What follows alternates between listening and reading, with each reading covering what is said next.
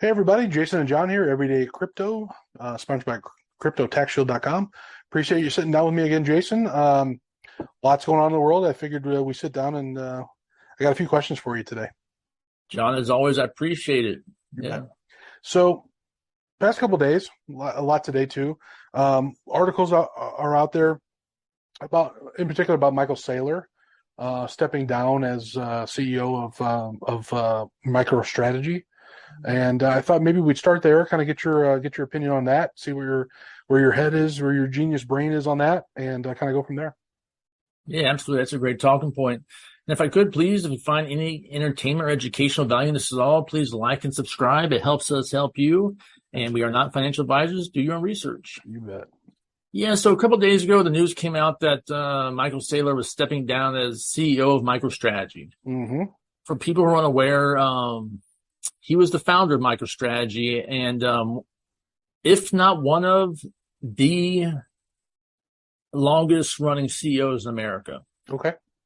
He's highly respected, MIT graduate, very smart. Mm-hmm. He was the first corporation to put Bitcoin on their balance sheets. Right.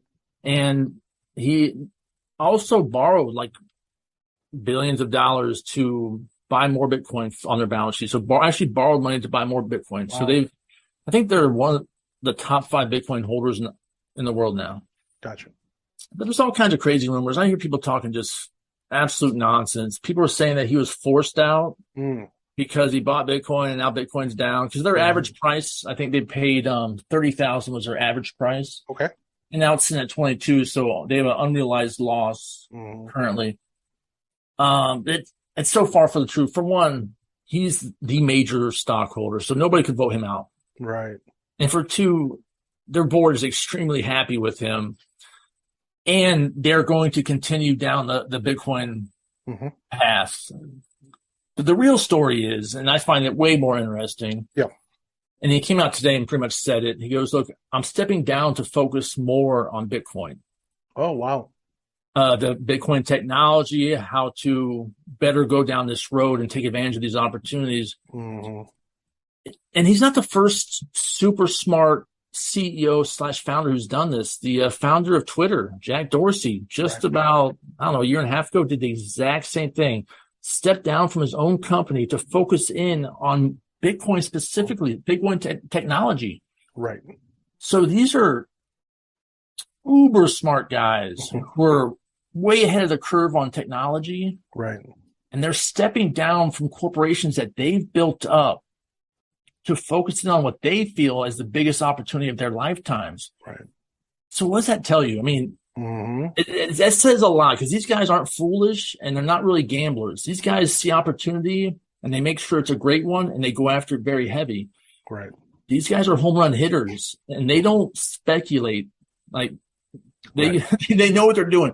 I guarantee you MicroStrategy went out and hired like 40 of the smartest MIT graduates on earth to tell them what they don't know about the future of Bitcoin, right? Right. Well, no, and that goes back to a lot of our previous episodes too, where we're sort of seeing it on a corporate level, which is when there's a bit of a recession in Bitcoin in particular, not to freak out, right? Like you don't start making life decisions or company decisions on that necessarily, because the potential for Bitcoin to just go through the roof is there. It's always there. Michael Saylor was on right when, like, what was it, like right after Terra Luna crashed. He was on, I think it was CNN, and they asked him, they go, "Do you regret, buying Bitcoin?" Because he bought it as high as, I think, $60,000. They bought it the whole way up. And they were kind of like, they expected him maybe to say yes. I don't know. And his answer was, "I will buy the top forever. I'm not a short-term trader, and I don't care about today's prices. I know where this thing's going to be 5, 10, 20, 100 years from now, and I don't care about today." Right. Yeah, it's so smart. I'm so glad he said it, because really that's the thing. Like, once you understand the true amazing properties of Bitcoin, right, it just, the world changes and you see the world from a different light. Right. And really there is no competitor to Bitcoin. Like there really isn't. Yeah. It's an asymmetric asset. It really is. Yeah, you and I were talking earlier about, I think did you mention it was it JP Morgan? Aren't some of those folks sort of cutting ties and Yeah, so Michael Saylor and Jack Dorsey aren't alone. yeah. This is happening a lot. So three of JP Morgan's top guys Hmm. all recently left JP Morgan to start working with crypto projects. Wow. So what does that tell you? Like just a couple of years ago, JP Morgan was very negatively verbal about Bitcoin and let it be known that if any of their traders or employees owned any, they'd be fired. Wow. But now you've got JP Morgan who's telling investors that they need to have Bitcoin exposure in their portfolio for diversification, and they've got their own crypto projects they're trying to get out. So yeah, imagine these are super smart financial guys. Right. They know more than most. Yeah. Oh yeah. This is their life. And they weren't just entry level guys. They were top level guys. They had super cushy jobs. Yep. They easily could have wrote that out and retired at JP Morgan and done very well. But for them to leave, what opportunity did they think they saw, right? Well, yeah, no, and not to cut you off, but that also brings to mind, when you look at folks like that, they have seemingly have so much more information than us here at the street level. So you almost have to take a little bit of, to take a little bit of a pause and watch what they're doing because it means a lot. When you first get into crypto, you're constantly listening to crypto related news. Right. And after a while, if you keep studying it, you realize that you should listen to none of that. Yep. That's all. I want to call it junk because it's relevant, but a lot of it's fake and made up, and it's just meant for clickbait. Yep. What I do is I watch what the smart and the big money does. Mm-hmm. And they never do what the news is saying. Like they may come out and say, yeah, we don't like Bitcoin. Meanwhile, they're buying billions of dollars of it. Mm-hmm.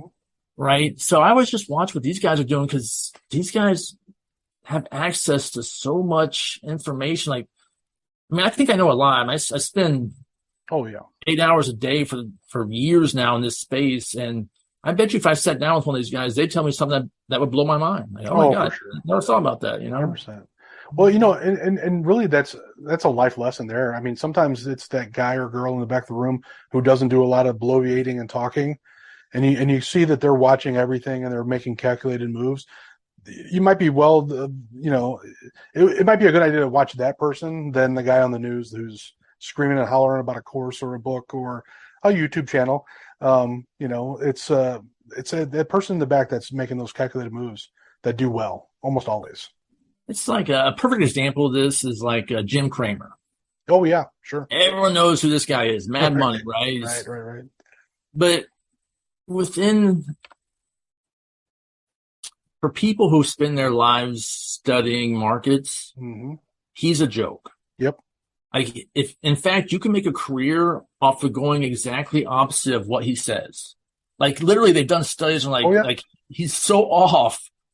But people, like when they first get involved, they don't know much about investing and they're trying to learn. That's what they watch. Yep. And then they say, Jim Cramer says, I'm so bullish, and he does all this stuff and hits a horn, and they go out and buy it. Mm-hmm. What they don't realize is by the time that information has gone through those many channels and gotten to you, right? If it was ever accurate, it's too late. Right. And if it was accurate, it's too late. Right. Oh, yeah. So, it's funny. It's funny. It just triggered a memory. When I was a loan officer for a medium-sized mortgage company here, I would deal with clients on the phone who would call me up and go, I just got done reading Susie Orman's book on how to do XYZ, and I think we should do it this way. I'm like, well, that's not the laws in this state are different. Yeah, but she says we should do it this way. And I'm like, unless she's going to sign over and co-sign your loan, I would probably listen to somebody who does this for a living, and not somebody who's writing books and trying to get a following, So yeah, it's frustrating sometimes, John, because I'll meet people, right? Like I'll be at the pool. I was at the pool this weekend, right? And I was hanging out with some of my neighbors, and we get to talking about stuff. And I brought Bitcoin, and I really hesitate to bring it up sometimes because I'm like, I don't want to go down this road. I'm not in the mood, but I brought it up, and the guy's like, "Oh yeah, I heard drug dealers use that." I'm like, for one, that's crazy. Right. Because drug dealers use cash. Cash is untrackable. Yep. Bitcoin's extremely trackable. I don't know how a drug dealer would get Bitcoin into cash without the government knowing. Right. But yet, this at one point this was said years ago, and now people speak about it like it's truth. Right. And that's just, I think this is the problem with being a new investor. Right. It's the learning curve. Mm-hmm. It really is. Absolutely. Yeah, it's funny. It's funny. I have buddies who said similar things a couple of years ago who now are buying Bitcoin. You know what I mean? And it's just, I like to throw it in their face. They've forgotten those conversations. I haven't.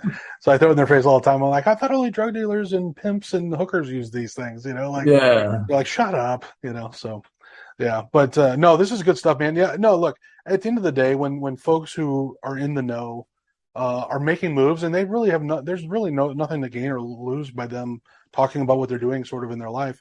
We should all probably take a minute and maybe study what they're doing. You know, there's probably some information that we could use there. If I could bring up one more thing. Yeah, of course. I think this would help a lot of people understand something. So we are not financial advisors. We are not 100%. Yep. And this is not financial advice, but let me just tell you a little something about what I do know about financial advisors. It's super easy to become one, you know, and I meet them all the time. Like I come from finance. So Yep. I'll give you a little example. I was at a card table a few months ago and I was talking to a guy and I said, what do you do for a living? He said, you're always looking for a thing to chat about. I'm a financial advisor. I'm like, great, let's talk finance. So Right. I start picking his brain and I can tell like he knew nothing about the basics. Yeah. And here's the thing. Financial advisors, they sell you what they're told to sell you in general. Right. And if they can't make money off what they're selling you, they have no interest in selling it to you. This is why they're not going to try and sell you Bitcoin at this point. But once there's a Bitcoin ETF, they will. Yes. And so a guy goes out, maybe out of college, maybe gets hired by some major banking institution and becomes a financial advisor. He takes a test, becomes a financial advisor. The top level guy goes out and buys $1 billion worth of, say, Citigroup stock. And he sends out an email and says, hey, everybody, this is what we're selling today. Right. Citigroup. So they pump their own bags. So it's self-serving, and these guys aren't obsessed. Like your basic financial advisor is not obsessed about finance. It's just a job. Right. And it always irritates me a little bit when these guys, because they have a title, that they think they know something, but most of them really don't, especially the generic ones. They don't really know much. No, that's been my experience as well. I mean, but you know, I think you find that in most industries too. There's good doctors, bad doctors, good car dealerships, bad, you know. So you just got to really be careful. And again, and just to reiterate, we aren't those folks. So we're just two enthusiasts, and you're my guy who knows the walk and talks the talk. So Jason, I appreciate your time, man. We'll do another one of these very soon. John, as always, I appreciate it, man. Stay safe. Yeah, you too. Take care. You got it.